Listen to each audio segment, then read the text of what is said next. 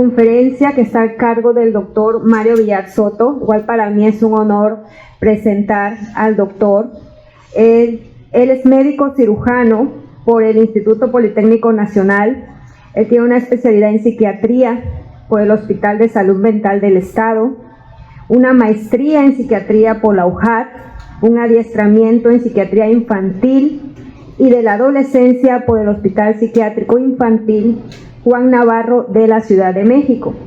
Es psiquiatra certificado y recertificado por la Asociación Psiquiátrica Mexicana. Y también cuenta con una maestría en gestión directiva de instituciones en salud ejecutivo por la Universidad Tecnológica Latinoamericana. El doctor Villar ha ocupado diversos cargos, como por ejemplo, es psiquiatra adscrito al Servicio de Salud Mental Infantil de Consulta Externa del Hospital de Alta Especialidad Gustavo Rovirosa, pero también ha sido coordinador del Servicio de Salud Mental y coordinador de atención médica del hospital, ambos del Hospital Gustavo Rovirosa. Actualmente, él es el director del Hospital Regional de Alta Especialidad en Salud Mental del Estado. Y bueno, ha ejercido también la práctica privada con más de 29 años de experiencia. Entonces, el comité organizador agradece mucho al doctor Villar su tiempo, su disponibilidad para compartir un tema muy relevante, porque algo que hemos escuchado a lo largo de esta mañana han sido estadísticas, ha sido también una problemática el ambiente laboral, pero son la base para el siguiente tema, la base de la prevención del suicidio. Y es un tema que esta mañana va a abarcar el doctor Villar Soto. Muchas gracias, doctor.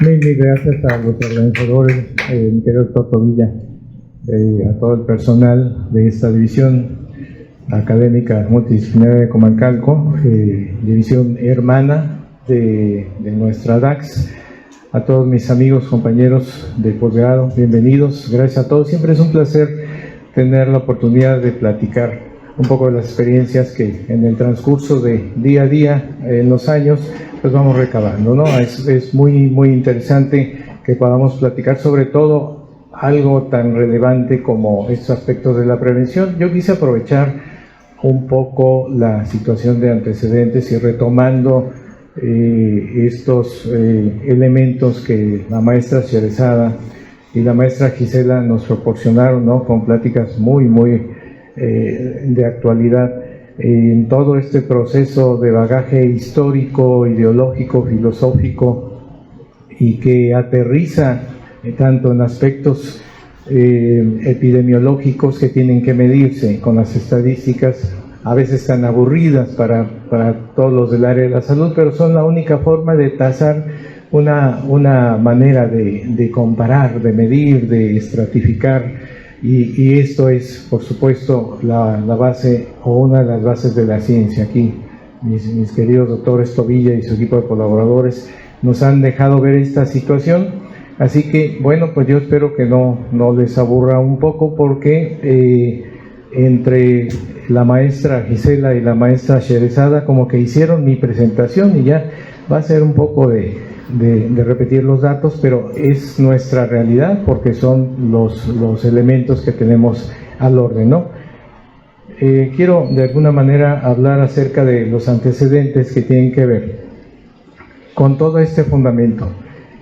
La palabra riesgo es precisamente el origen que nos va a orientar hacia una condición eminentemente peligrosa. Y esto que es peligroso es lo que redunda o aterriza en el acto patológico, que es lo que ahora nos llama en todo este tiempo acerca del fenómeno suicidio, ¿no? Lo entendemos de cierta forma como un aspecto muy amplio, ¿no? Un espectro multifactorial que abarca pues una serie de instancias, tanto sociales, políticas, y de todo tipo de disciplinas referentes a la condición humana, ¿no? Tiene muchas connotaciones, sobre todo el riesgo en salud pública implica perder algo. ¿Y qué es lo más importante en salud pública? La salud. por supuesto que la salud. Así que en este sentido, las condiciones de peligro que tienen que ser relacionadas al riesgo, pues están inmersas en todas estas circunstancias. Nosotros podemos ver tanto el campo de la salud, el campo de la economía, el campo de la política y todos los elementos de la sociedad están implicados en este proceso multifactorial en donde hay ramificaciones de todo tipo. Así que los factores de riesgo en el campo de la interacción social que implican la posibilidad de perder la salud, básicamente se relacionan a la familia, a la escuela y al entorno social.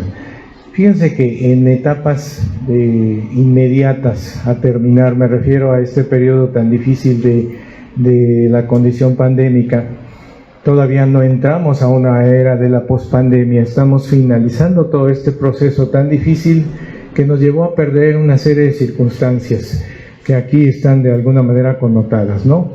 La separación, la alienación, la pérdida de la comunicación, la desaferentación del contacto humano, básicamente el distanciamiento social, que en aquel entonces, en términos de los 3 primeros años o 2 primeros años, representaba la posibilidad de no enfermarnos o la posibilidad de quedar exentos de perder la vida.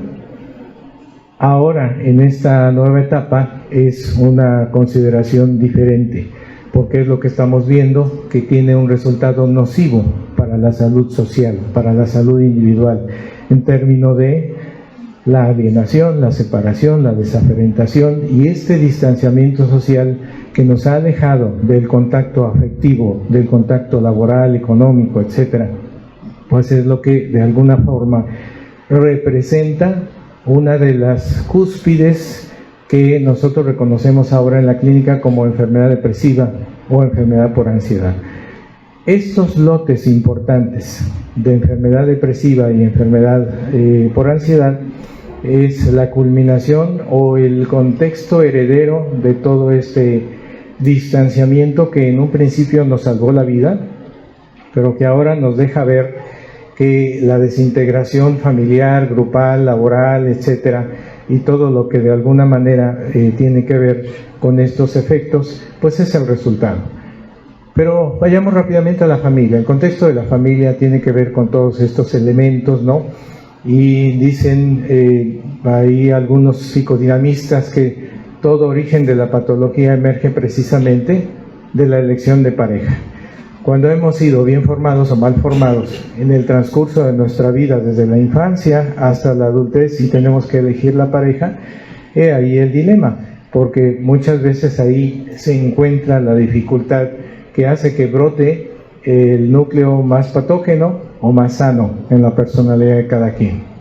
Así que, sin que esto signifique que la responsabilidad de perder la salud mental está en la elección de pareja o no, de qué tiene que ver, pues tiene que ver, ¿no? La circunstancia está aquí, la disfunción de pareja, los estados crónicos de discordia, la pérdida del contacto, los déficits en la comunicación, la falta de acuerdos, los mensajes confusos, dobles, triples, etcétera, todas las contrariedades, el aislamiento, etcétera, pues tiene que ver con toda esta circunstancia relacionada a problemas de riesgo. Además, las ausencias que tienen que significar el no enfrentar, el no responsabilizarse de aceptar pues un problema, una circunstancia real, pues está. Y la derivación hacia la conducta hostil, agresiones verbalizadas, etcétera, ¿no? O hacia el uso de sustancias de abuso que de manera desplazada intentan de alguna forma pues cambiar el estado de ánimo de las personas, aislarse o enmascararse de todos aquellos espectros que están connotados también como desórdenes mentales, ¿no? La conducta antisocial, desde luego, cuando existe la voluntad de dañar premeditadamente al otro, desde luego tiene que ver con esto, y en mucho de lo que mencionaba la maestra Gisela, pues están este tipo de circunstancias como base, no solo en la conducta laboral, sino en los antecedentes de la familia. Por supuesto, en la escuela hay hay elementos que nos predisponen, y aquí están tan claros: desórdenes del neurodesarrollo que tienen que ver con el aprendizaje, la dificultad de calcular, en elementos, ¿no? Los problemas neuromotores, los trastornos por déficit de atención, que como uno de los elementos más relacionados a la educación deficiente en la etapa escolar, pues es lo que limita la conducta social adecuada, y es lo que nos acerca precisamente a desórdenes no solo del bajo desempeño académico, sino la emergencia de problemas de ansiedad o depresión. Bien, la inteligencia, tanto limitada como superior, tiene su parte, porque desde luego existe la posibilidad de no adaptarse a circunstancias de socialización.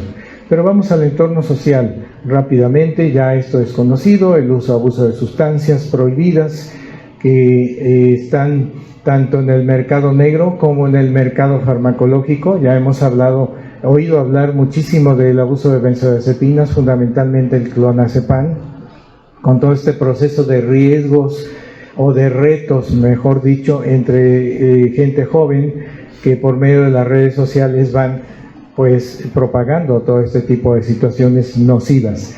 Y de ahí hacia la conducta sociopática, que tiene que ver con la distribución de las sustancias. El resultado, cuando se conforma una transformación de la conducta hacia el vandalismo, hacia actos de sustracción de lo que no nos pertenece, etcétera, hasta la delincuencia ya en mayores proporciones, la delincuencia organizada. Fíjense que este cuadrito a mí me gusta mucho. Uno de mis más reconocidos maestros en psiquiatría infantil nos dejó este legado, en donde es tan fácil relacionar estas 4 esferas de la existencia humana, ¿no? La esfera biológica, la esfera psicológica, la esfera familiar y social, tasadas contra los elementos que están acechándonos. Por ejemplo, factores predisponentes, precipitantes de mantenimiento y de protección. Como ejemplo, para no ir tan lejos, en el campo biológico, ¿qué predispone a la pérdida de la salud mental? Por ejemplo, la enfermedad depresiva. ¿Qué precipita desde el campo de la psicología? Las pérdidas, los duelos, el estrés en todo contexto. ¿Qué mantiene la situación? Desde el ámbito familiar, pues la habituación al conflicto, la forma de acostumbrarnos a una manera de vivir errónea. ¿Y qué protege desde el campo social? Pues los programas de apoyo, los programas de autoayuda, las redes sociales positivas, las redes de apoyo familiar, etc. Entonces, es un cuadrito integrador que puede aplicarse a todos los términos del conocimiento y que nos deja ver de manera clara en dónde estamos situados y qué necesitamos hacer. Esto es un poco lo mismo, pero relacionado ya a la conducta tanto suicida, a nivel de riesgo, ¿no? Los trastornos mentales, los problemas relacionados a antecedentes de conducta suicida, el abuso de sustancias, las enfermedades físicas o enfermedades médicas, mejor dicho. ¿Y qué nos protege? Pues bueno, pues la resiliencia famosa, que es ese término que implica la capacidad de adaptarnos a circunstancias adversas y que tiene que ver con nuestros mecanismos de defensa, por supuesto. La confianza básica, las redes de apoyo familiar y social, las relaciones interpersonales y desde luego una base muy importante en el credo, esa capacidad de creer. El proceso siempre ideológico, religioso, espiritual, que tiene que ver con nuestros valores de formación, es un elemento básico que nunca debe de faltar, tanto en la educación como en la salud, ¿no?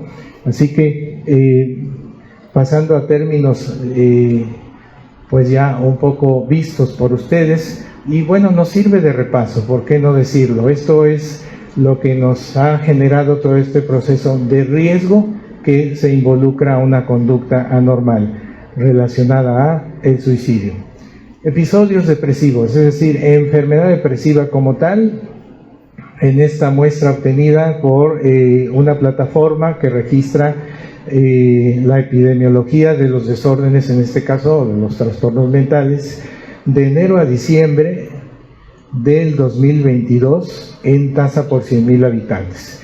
Aquí está la depresión por sexo, vean 3/4 partes relacionadas a mujeres, 77%, en una muestra de 7.980, casi 8.000 personas, y una 1/4 parte aproximadamente, un poquito menos, el 22.4% relacionado al género masculino. Esto es en relación a la enfermedad depresiva, y en relación al riesgo de suicidio como tal, pues 3/4 partes connotadas por mujeres, prácticamente el 72.7%, con 27.2% en hombres. Es una situación muy parecida o muy relacionada a lo que hemos visto antes. 3/4 partes del género femenino tienen que ver con el riesgo suicida, ¿no?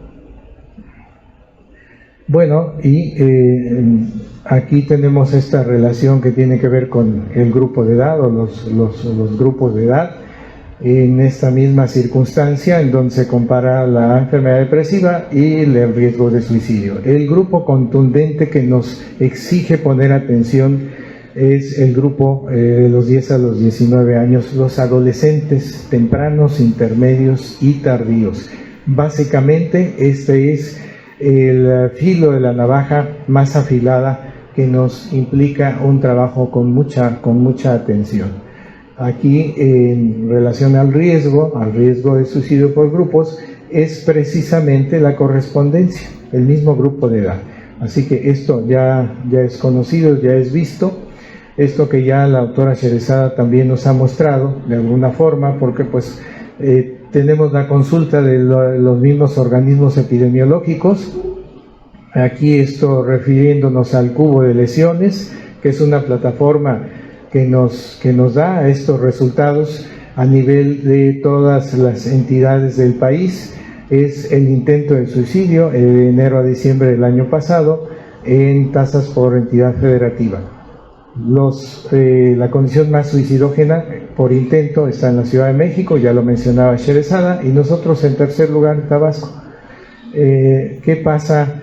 Ella se preguntaba con estados como Nuevo León, los neoloneses, ¿por qué no intentan esto? Es un misterio, ¿no? Si además ni tienen agua, entonces no sé cómo, pues posiblemente, ¿verdad? Pero algo nos tienen que enseñar ellos, en qué está la circunstancia de que no tengan quizá el nivel de vida, o en fin, es algo interesante.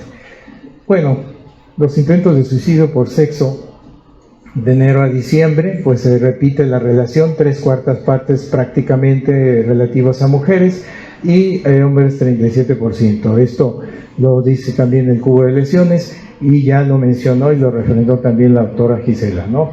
Es una constante. El hombre pues es más contundente en los intentos hasta la consumación, pero la mujer es más frecuente en la pretensión, normalmente no suicida. Esto desde hace mucho tiempo está muy claro. Por grupo de edad, bueno, pues aquí involucramos no solo la adolescencia, sino la adultez joven y hasta la intermedia, ¿no? O sea, todo el campo de educación y todo el campo laboral. Así que es una guía muy importante para saber hacia dónde dirigir todos nuestros esfuerzos en relación a los manejos. Por municipios, bueno, pues ya sabemos que Emiliano Zapata es el municipio que tiene la supremacía en el primer lugar a nivel estado, con 12 intentos que corresponden a 34.97 por cada 100.000 habitantes. Y Cárdenas es el que menos trabaja en relación a los intentos de suicidio, ¿no? Nos preguntaríamos, bueno, pues ¿por qué aquí hay 10 casos y aquí 12 y esta magnitud? Y pues sabemos que está todo distribuido de acuerdo al índice poblacional. Cárdenas es un municipio comparativamente mucho más grande que Zapata, ¿no? Comalcalco. Pendientes. Segundo lugar en nuestro estado en esta tendencia de el intento de suicidio. Y así sucesivamente, aquí está toda la relación, así que pues esto nos pone alertas para trabajar arduamente en lo que siempre hemos tenido, ¿no? La mortalidad ya es un campo más severo, porque es ya el resultado de todas estas circunstancias, cuando ya no podemos hacer nada más que evaluar cómo estuvieron las circunstancias relacionadas y entonces trabajar en el aspecto preventivo.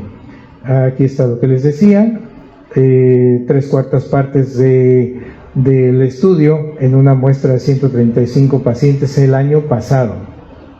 Es el resultado que nos da el índice de funciones del CEP, que es otra base o plataforma epidemiológica que tenemos. 3/4 partes de la muestra se refieren a hombres que se suicidaron, 75% contra 1/4 parte de las mujeres.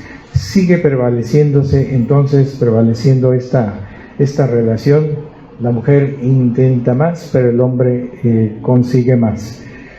Bien, la tasa de defunciones con el mismo periodo por grupos de edad, pues ya se mencionaba algo relacionado en los intentos. Igualmente en el grupo de edad escolares, universitarios propiamente, adultos medios y maduros, ¿no? Toda la base trabajadora y toda la base de formación en la preparación académica. Y bueno, por municipios, los suicidios consumados, aquí el primer lugar lo tiene desde luego Paraíso. Es conocida esta situación, tan solo hace 48 horas hubo 3 suicidios más de adolescentes en Paraíso, ¿no? Entonces esta situación se va modificando día con día. Emiliano Zapata, pues con menos tasa de defunción por suicidio.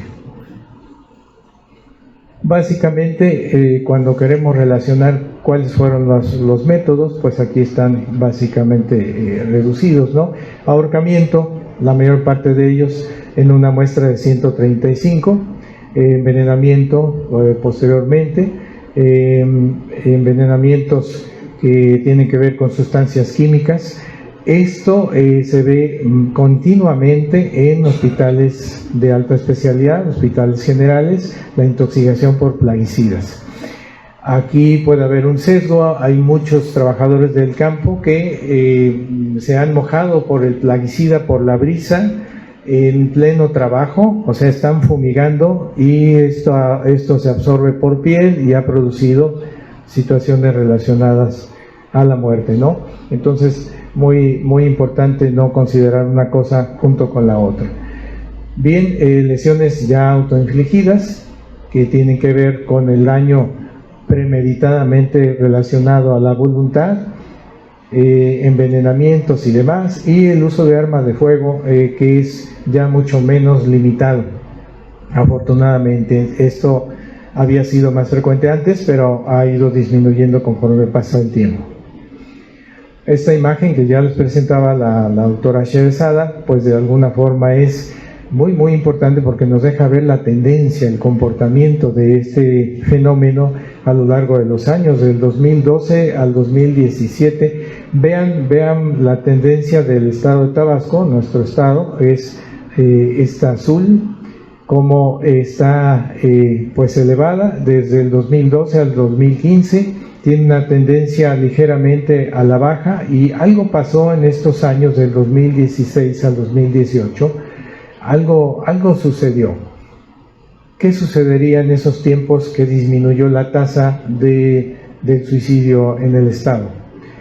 Tendríamos que saber si hubo circunstancias económicas, circunstancias de afectación social, etcétera, que pudieran estar relacionadas, ¿no?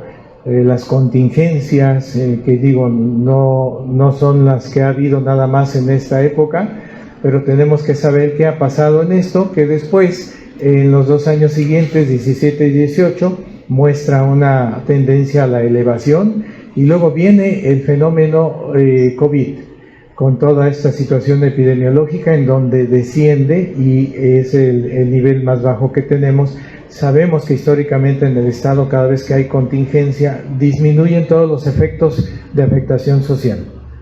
Intentos de suicidio, delincuencia, agresiones, etcétera. Todo se calma. Y esto no significa que estemos llamando a que tengamos cada vez más de este tipo de situaciones, ¿verdad?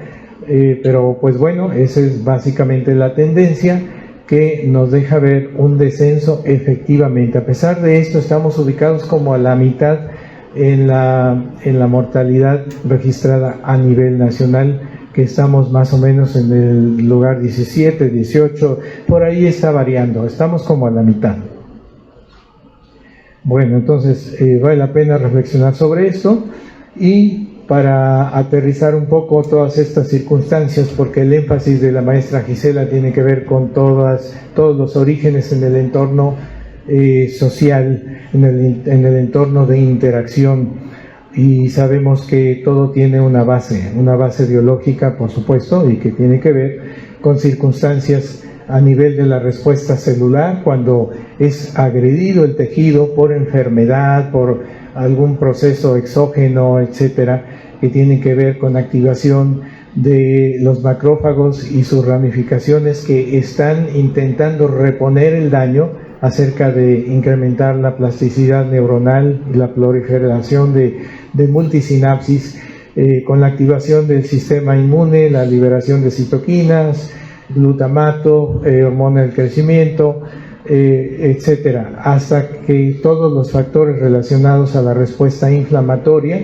incrementan la capacidad de recuperación, y este sentido de neuroprotección con la plasticidad neuronal pues redunda en cambios hacia no solo la reconformación estructural de un tejido, sino a la recuperación en la neurotransmisión del sistema nervioso, porque existe mayor aporte de aminas biógenas como la serotonina, por ejemplo, la dopamina, la norepinefrina, que tienen que ver con un sustrato de neurocomunicación en las áreas que regulan el estado de ánimo, particularmente el hipocampo en el lóbulo temporal. Esto es prácticamente lo mismo, pero explicado a través de la vía del cortisol, en donde la corticosterona es uno de los neuromoduladores más reconocidos hacia la potenciación de la sinapsis y la promulgación de la memoria a largo plazo. Entonces, si tenemos un estrés continuo, vamos a tener una hiperactividad del eje hipotálamo hipófisis suprarrenal, y no tiene que ser esto crónico, puede ser una situación aguda.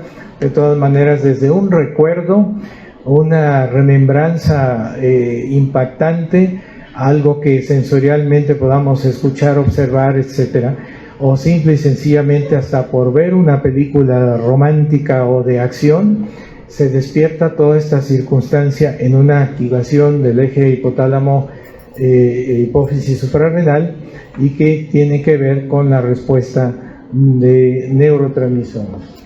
Así que cuando todos nosotros perdemos algo o tenemos alguna desaveniencia, un fracaso, etcétera, pues tenemos este tipo de situaciones en donde el síntoma del humor, que no es la enfermedad depresiva, pero que sí es un síntoma depresivo porque es una manifestación del ánimo, pues tiene que ver con estos orígenes. Así que tenemos la elevación de la corticosterona, que activa el proceso de glucocorticoides que afectan directamente debido al estrés. A la limitación neuronal hay una podación neuronal, hay un barrido, una limpieza interneuronal que tiene que ver con una limitación de la neurotransmisión. No hay sinapsis suficientes, entonces no hay posibilidad de que la neurotransmisión tenga una fase de continuidad, y esto hace que exista una depresión sináptica que se relaciona con pérdida del ánimo, lentificación psicomotora, la habilidad emocional, etcétera, etcétera, todo ese cortejo de elementos clínicos que hacen a la enfermedad depresiva y que subyacen en el hipocampo, en el lóbulo temporal. Lo contrario sucede cuando hay la recuperación, tanto espontánea, adaptativa, con resiliencia, con psicoterapia, con psicofármacos o con eliminación de un factor de estrés o de un medio patológico, incrementando o disminuyendo, en este caso, los niveles de corticosterona.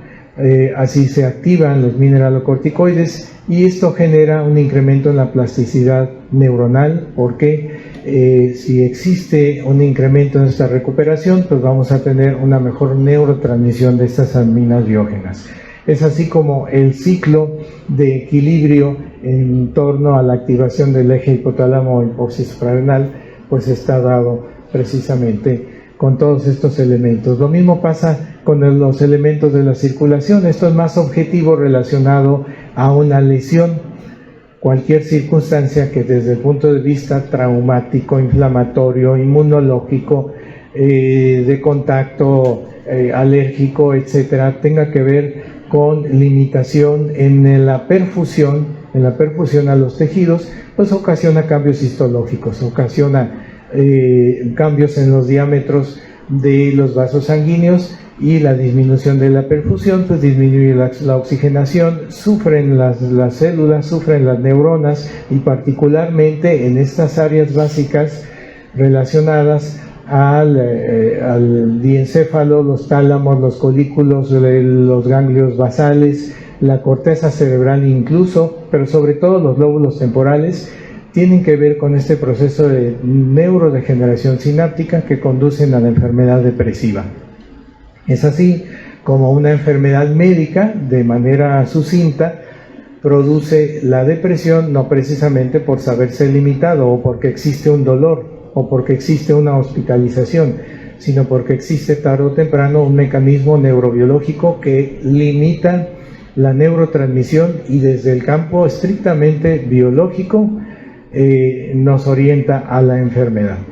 Así que los pacientes de difícil manejo siempre en todos los campos han sido, desde luego, los adolescentes, y sobre todo los que tienen depresión mayor o trastornos por ansiedad, ya sea ansiedad generalizada o enfermedad de pánico, los que abusan de sustancias, los que tienen elementos conductuales, siempre se caracterizan por propiciar angustia en los familiares, porque son demandantes, hostiles, son dependientes y son seductores en términos generales. Así que la población de adolescentes pertenece a una circunstancia que a veces consideramos pues una especie relativamente diferente.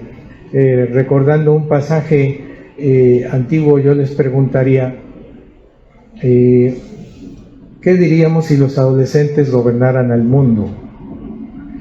Son impulsivos, irreflexivos, inmaduros, intempestivos, no racionales, emocionales, muy friables en sus afectos, contradictorios, a lo mejor creativos, pero desorganizados, aunque sean inteligentes, ¿no? ¿Qué sería del mundo si los adolescentes lo gobernaran? Pues un caos, ¿verdad? Un terrible caos. ¿Saben quién dijo esto? Hesíodo, siglo VIII a.C. Entonces, esto nos deja ver la posibilidad de que la adolescencia como edad del desarrollo y la conducta adolescente han conformado una prioridad y un dolor de cabeza, una dificultad en todas las sociedades a través de la historia. Es una circunstancia que aterriza nuevamente en estos antecedentes que las maestras Sherezada y Gisela nos estuvieron insistiendo constantemente, y con estos datos epidemiológicos pues se renueva, ¿no? Por eso los grupos vulnerables son los adolescentes con enfermedades psiquiátricas, no precisamente graves, los adolescentes deprimidos, los adolescentes con ansiedad, los adolescentes con problemas adaptativos y que tienen, por supuesto, antecedentes de intento de suicidio y que tienen que ver con abuso de sustancias, y aparte los que portan enfermedad médica. Desde luego, los que tienen abandono familiar, sobre todo los relacionados a las enfermedades mentales, pues son los que más sufren este tipo de situaciones. Y aquí, bueno, un factor de riesgo relevante, ¿no? Le pregunta el sacerdote al hombre que está a punto de tirarse al vacío: por el amor de Dios, piense en su mujer y en su hijo. Pues bueno, entendemos la motivación o la desmotivación. En un término un tanto metafórico, pues ¿qué será esto, no? Bien, acerca de nuestras realidades, ya la OMS nos ha dicho desde hace algunos meses que existen más de 322 millones de personas deprimidas en el mundo, más de 800,000 muertes por suicidio se asocian a la depresión como complicación. Desde luego que un intento de suicidio calificado, es decir, un intento de los que llamamos de alto nivel de intencionalidad, que planearon, que eligieron el método, que sabían cómo hacerlo, etcétera, y que a final de cuentas no resultó en la muerte, es un factor de riesgo enormemente importante, no solo para la repetición de la conducta en el individuo, sino para heredar esa conducta en sus seres queridos, en el resto de la familia, ¿no? Así que el suicidio es la cuarta causa de muerte en el mundo en el rango de los 15 a los 29 años, lo decía la maestra Gisela también. Nuevamente nos recargamos en los adolescentes, medios tardíos y adultos jóvenes, la fuerza educacional, formativa y de trabajo. Y es la primera causa de muerte en adolescentes en México, según el INEGI, desde el año 21. Así que imaginemos cómo tenemos esta alta responsabilidad todos los que nos dedicamos a manejar esto, ¿no? Bueno, ya se ha dicho, el ahorcamiento y la ingestión de plaguicidas superan al uso de armas de fuego. Esto no era así hasta hace algunos años, pero ha ido cambiando. Como base comparativa, en Estados Unidos y Canadá, básicamente comparado con México, 98,000 muertes por suicidio en estos 4 años. Tendríamos que saber qué ha sucedido en esos países. 80% de los suicidios fueron relativos al género masculino y inversamente a las mujeres con relación al intento nada más, ¿no? Igualmente la asfixia por ahorcamiento y la intoxicación por plaguicidas, el uso de sustancias sobre todo, pero preferentemente armas de fuego. Ya saben que allá pues son muy importantes todas estas tendencias de adolescentes o adultos jóvenes o bien base universitaria que pues va a las escuelas y produce un caos con las armas de fuego. Los hombres jóvenes triplicaron en el año 21 los decesos, ¿no? Así que en relación a las mujeres en este rango de la adultez joven, ¿no? Eso sucedió en Estados Unidos, en Norteamérica, pero ya en nuestro país la conducta suicida en México, pues vean esta situación tan importante. A mí me parece pavoroso esto: 1,150 niños, niñas y adolescentes de ambos sexos, que corresponden a 3 casos por día, fallecen por suicidio. Esto es una circunstancia que nos deja ver el cuestionamiento, no solo qué estamos haciendo ni hacia dónde vamos, sino por qué tenemos que aprender a convivir con esta circunstancia del suicidio. Un poquito más adelante se los voy a comentar.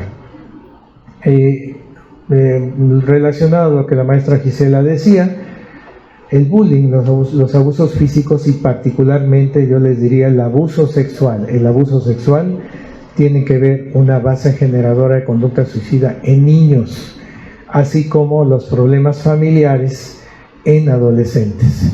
Mayormente el abandono, la discordia, el maltrato, la violencia, el abuso de sustancias entre los padres en familias con hijos de adolescentes han producido todo este tipo de cuestiones. De ahí que vamos derivando la posibilidad de encontrar por dónde atacar en el sentido de la prevención. Y bueno, sabemos que Tabasco es un estado suicidógeno por excelencia. Desde años ancestrales han oído hablar seguramente de la diosa maya Ixtap, que en tiempos aquellos propiciaba esta deidad que aquellos adultos jóvenes, incluso no tan mayores, 30, 40 años por ahí, con enfermedad médica, con lesiones por accidentes, ¿no? Se caían de los árboles, participaban en las guerras, etcétera. Estaban limitados para producir, para trabajar, para combatir. Se deprimían y se iban a lo más profundo de los bosques, subían a los viejos ceibos y se colgaban desde las ramas más altas. Entonces esta era la inclinación y la influencia de la diosa maya Ixtap, que desde esta temporalidad histórica nos deja ver un campo ideológico del comportamiento suicidógeno en toda esta región. Entonces vale la pena preguntar, ¿la conducta suicida va a reprimirse, va a eliminarse, vamos a lograr erradicarla? Pues ahí está la respuesta. Es un origen, parafraseando a la maestra, de contorno social, que tenga que ver en las bases biológicas que ya platicamos. Bueno, es cierto, pero es un término que va con el comportamiento en la historia de las civilizaciones. Así que tenemos que aprender a convivir con esto y a seguir manejándolo.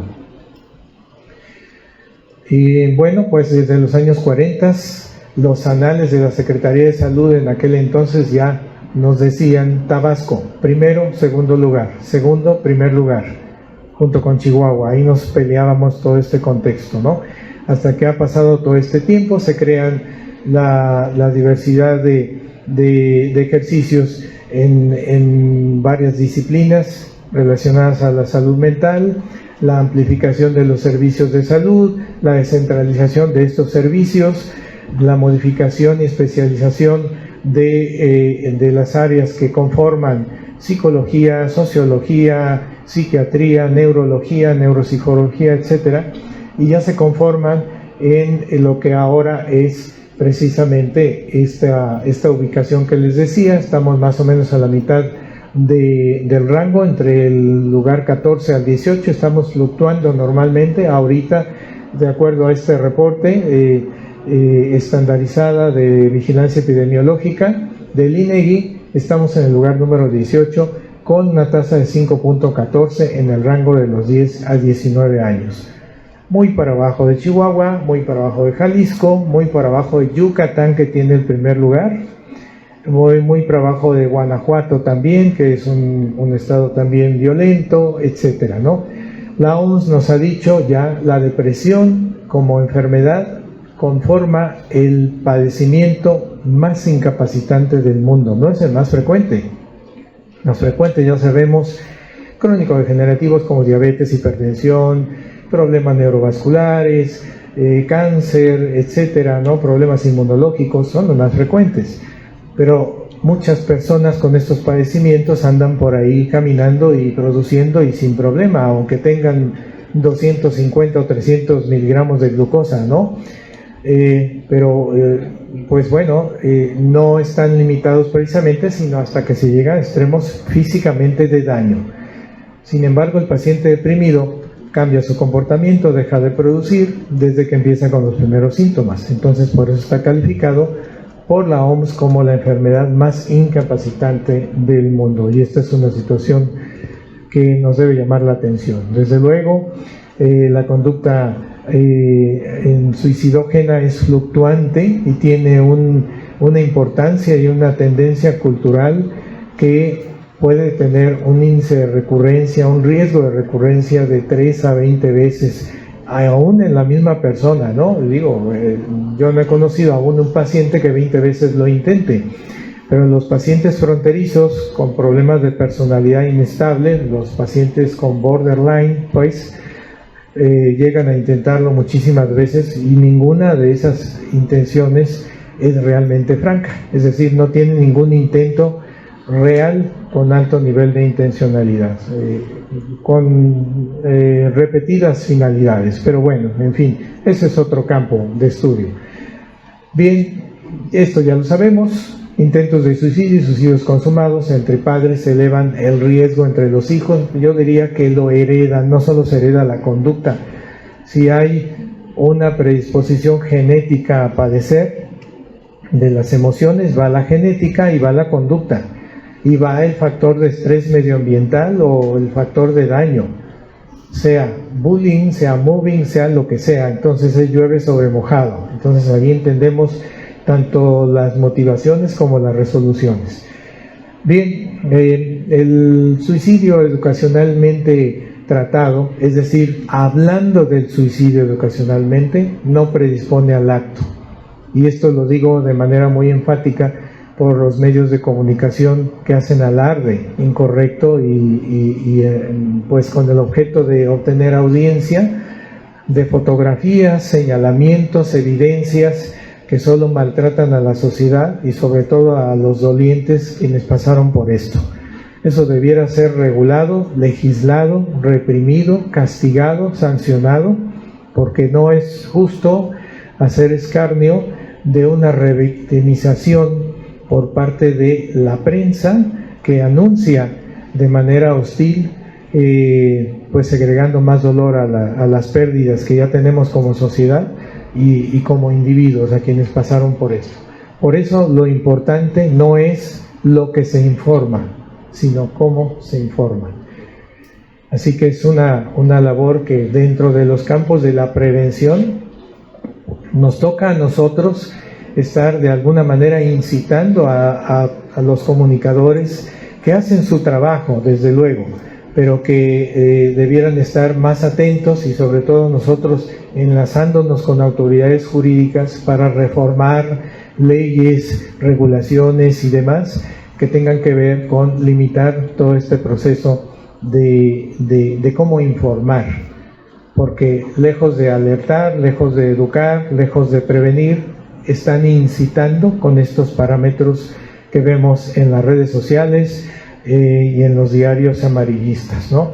Bien, bueno, ya hacia el término de la prevención, pues ¿qué estamos haciendo en materia de prevención? Lo mismo que hemos hecho desde hace muchos años, tratar la salud mental, no solo identificando los procesos patológicos, trabajando individualmente con las personas, trabajando con las familias, trabajando con los grupos sociales, haciendo psicoeducación, haciendo mentorías, yendo a las escuelas, trabajando en tonos preventivos acerca de la información de las conductas delincuenciales, de las conductas de abuso de sustancias. Todo eso hemos estado haciendo siempre y es lo que de alguna forma ha limitado en mucho pues la situación de que seamos nuevamente un estado de los primeros en la conducta suicida. Sin embargo, desde luego no ha sido suficiente. Así que esta herramienta que se llama Telesalud, que es un programa a nivel nacional recientemente creado, tiene algunos años, trata de involucrar, desde luego, una serie de elementos que conformen propagar la salud mental de forma expedita, de forma oportuna. Y desde luego hay retos que tienen que ver con el acceso equitativo de los servicios de salud y optimizar los costos. ¿Por qué digo todo esto? Porque cuando involucramos el proceso de telesalud que tiene estos objetivos relacionados a aportar los servicios de salud por medio de profesionales de la salud, utilizando la tecnología de la información para propiciar investigación, es mediante estos elementos. La telementoría, que es un proceso para capacitar a médicos, no psiquiatras, médicos generales, médicos familiares, psicólogos, sociólogos, trabajadoras sociales, en términos de la patología de las emociones o la patología del comportamiento. La teleconsulta es la atención a distancia. Es más fácil que como especialistas podamos, mediante los medios virtuales, tratar un caso que han detectado, por ejemplo, en Zapata, en lugar de que las personas dejen de comer un día por venir en ayunas a la ciudad y poder tratarse en el Hospital de Salud Mental, por ejemplo, ¿no? Entonces, o no comen ese día, o no tienen para el pasaje, o no tienen para el medicamento, o sea, se quedaron incompletos.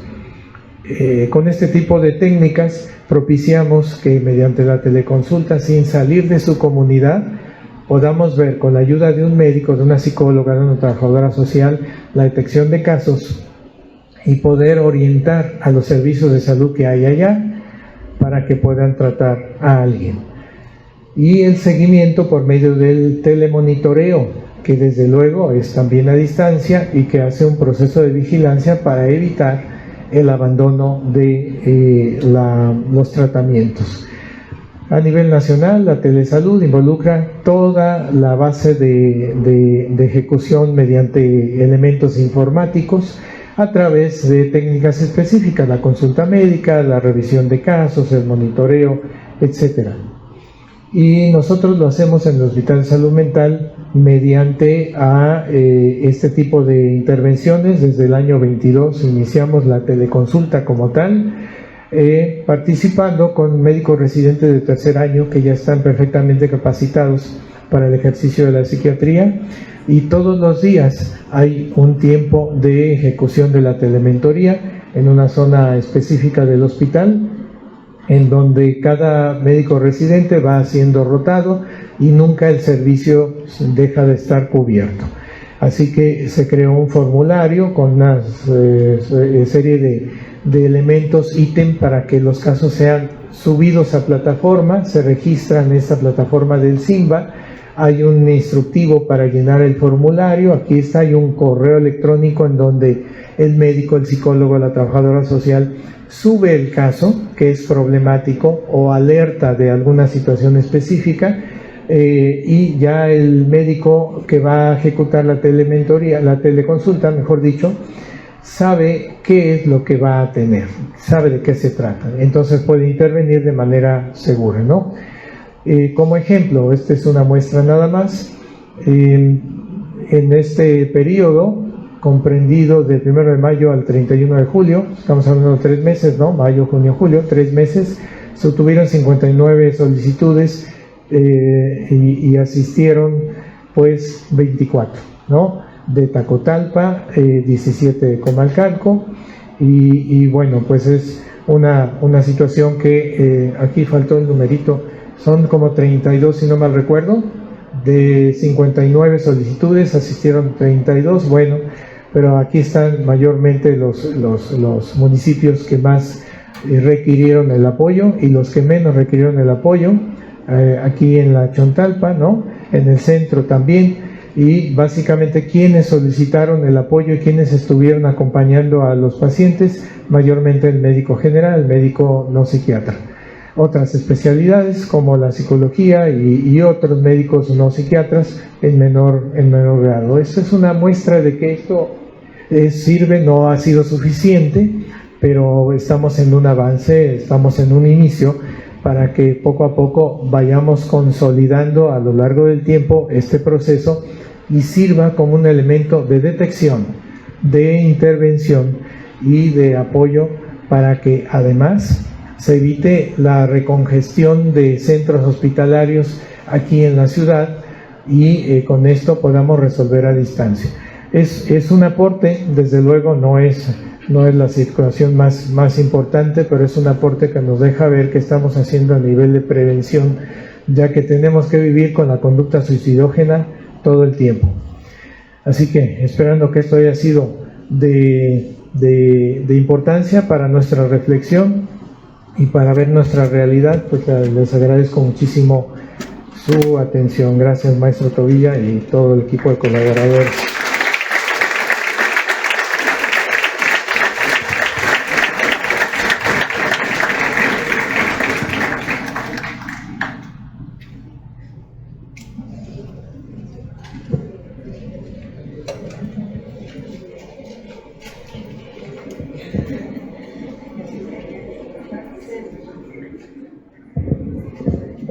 Muchas gracias, doctor.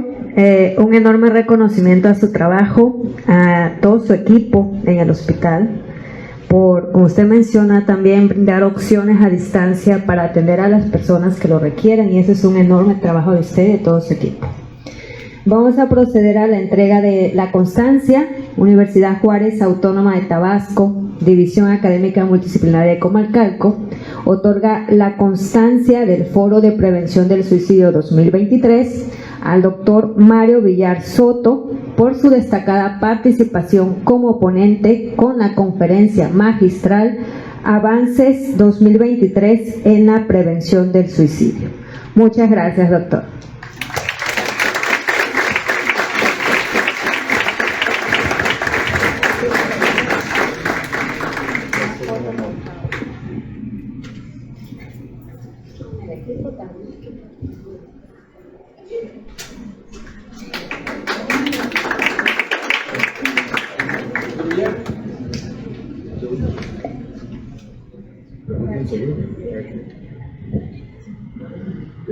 Supe que estaba aquí ¿qué es, doctor?